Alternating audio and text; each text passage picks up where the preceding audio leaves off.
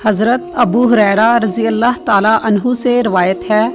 نبی کریم صلی اللہ علیہ وآلہ وسلم نے فرمایا، خواب 3 قسم کے ہوتے ہیں۔ ایک اللہ کی طرف سے خوشخبری،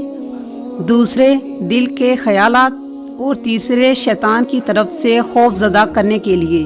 برے اور ڈراونے خواب۔ جب کسی کو ایسا خواب آئے جو اسے اچھا لگے، اگر وہ چاہے تو اسے کسی کے سامنے بیان کر دے، اور اگر کوئی ناپسندیدہ چیز نظر آئے تو کسی کو خواب نہ سنائے اور اٹھ کر نماز پڑھے۔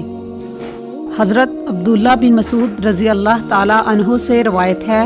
نبی کریم صلی اللہ علیہ وآلہ وسلم نے فرمایا، جس نے مجھے خواب میں دیکھا اس نے گویا مجھے بیداری میں دیکھا، کیونکہ شیطان میری صورت اختیار نہیں کر سکتا۔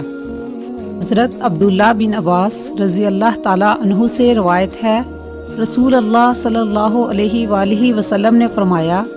جس نے جھوٹا خواب بیان کیا،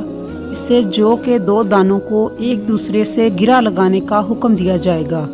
وہ ایسا نہیں کر سکے گا، چنانچہ اسے اس وجہ سے عذاب دیا جائے گا۔ حضرت ابو ہریرہ رضی اللہ تعالیٰ عنہ سے روایت ہے کہ ان کے پاس سے ایک قریشی نوجوان گزرا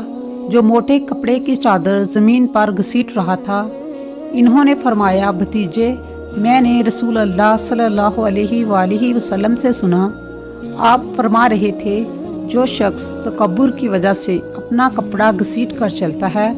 قیامت کے دن اللہ تعالیٰ اس کی طرف رحمت کی نظر نہیں فرمائے گا۔